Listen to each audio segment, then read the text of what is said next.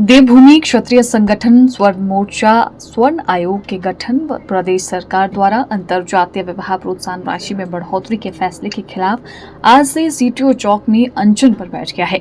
संगठन का कहना है कि दोनों मांगों को लेकर सरकार फैसला नहीं लेती तो 24 अप्रैल को प्रदेश सचिवालय का घेराव किया जाएगा। देवभूमि क्षत्रिय संगठन स्वर्ण मोर्चा के अध्यक्ष रोमित सिंह ठाकुर ने कहा कि आर्थिक स्थिति खराब होने की बात करने वाली सरकार ने अंतरजातीय विवाह की प्रोत्साहन राशि को बढ़ाकर 2.5 लाख कर दिया। बेटी किसी भी जाति की हो, परिवार का स्वाभिमान होती है, लेकिन इस तरह उनकी बोली लगाना ठीक नहीं है। रोमित ठाकुर ने कहा कि स्वर्ण आयोग को लेकर भाजपा सरकार ने भी धोखा किया। सरकार उनकी मांगों को नहीं मानती तो 24 अप्रैल को सचिवालय का घेराव किया जाएगा। सचिवालय के बाहर तब तक डटे रहेंगे जब तक मुख्यमंत्री मांगों को नहीं मान लेते। और हमने पहले ही ये घोषणा की थी कि 17 अप्रैल से लेकर 24 अप्रैल तक हम लोग सीटीओ चौक पर हम लोग धरने प्रदर्शन के ऊपर बैठेंगे। और ये धरना प्रदर्शन हमारी बहुत पुरानी लंबित मांग है स्वर्ण आयोग की, उस मांग को लेकर।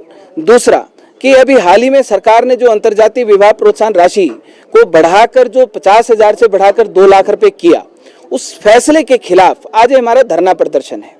हमने सरकार के समक्ष मांग रखी है 24 तारीख तक कि इस फैसले को सरकार वापस ले और दूसरा स्वर्ण आयोग का गठन करें। ये मांग 2020 से इस हिमाचल प्रदेश में लगातार चली। भाजपा की सरकार थी, भाजपा की सरकार ने धोखे के अलावा, पीठ में छुरा मारने के अलावा कुछ किया नहीं। पूर्व के मुख्यमंत्री जयराम ठाकुर ने, आज वर्तमान में मुख्यमंत्री सुखविंदर सिंह सुक्खू हैं और लगभग 2 साल पहले 16 मार्च 2023 को हमने स्वर्ण आयोग की मांग का ज्ञापन हमने प्रदेश की सरकार को दिया था। पूरा स्ट्रक्चर तैयार करके हमने प्रदेश के मुख्यमंत्री को सौंपा और हमने कहा कि जब अन्य आयोग इस हिमाचल प्रदेश में हैं तो स्वर्ण आयोग का गठन भी इस हिमाचल प्रदेश में होना चाहिए। तो प्रदेश के मुख्यमंत्री ने कहा था कि हम 6 महीने, 8 महीने, 1 साल के अंदर उसको पूरा करेंगे, लेकिन आज 2 वर्ष बीत गए। इस प्रदेश का आज कर्मचारी सड़कों के ऊपर है, आज वृद्ध हैं, कोई भी है, आज ट्रेजरी में आज पैसा नहीं है। जो ठेकेदार हैं, ठेकेदार आज सड़कों के ऊपर हैं, उनके पैसे नहीं मिल रहे हैं काम करने के बावजूद। लेकिन इस प्रदेश के मुख्यमंत्री के पास, इस प्रदेश की सरकार के पास एक बेटी के स्वाभिमान के ऊपर चोट करने के लिए पैसा है। बेटी साहब किसी की भी हो, वो चाहे स्वर्ण समाज की हो, चाहे वो किसी भी वर्ग की हो, हिंदू की हो, मुसलमान की हो, बेटी किसी की नहीं भागनी चाहिए। बेटी हर बाप के सिर की पगड़ी होती है और बेटी हर भाई का एक स्वाभिमान होती है। और इस सरकार ने, प्रदेश के मुख्यमंत्री ने, जहां इस हिमाचल प्रदेश पर फाइनेंशियल क्राइसिस चरम सीमा पर है, वहीं पर बेटियों की बोली लगाते हुए उन्होंने वो 50,000 रुपए से लेकर 2 लाख रुपए की वो राशि कर दी। ऐसी सरकार को ऐसी क्या नौबत आ गई थी। दूसरी बात, स्वर्ण आयोग जब इस देश में जब जानवरों के लिए आयोग है, जब इस देश में बच्चों के लिए आयोग है, महिलाओं के लिए आयोग है, अनुसूचित जाति आयोग है, अल्पसंख्यक आयोग है, 36 प्रकार के आयोग है, तो स्वर्ण आयोग बनाने में इस प्रदेश की सरकार को दिक्कत क्या है? क्या जब औरों के अधिकार है तो क्या हमारे अधिकार नहीं है? क्या इस देश का संविधान 140 करोड़ लोगों के लिए नहीं है?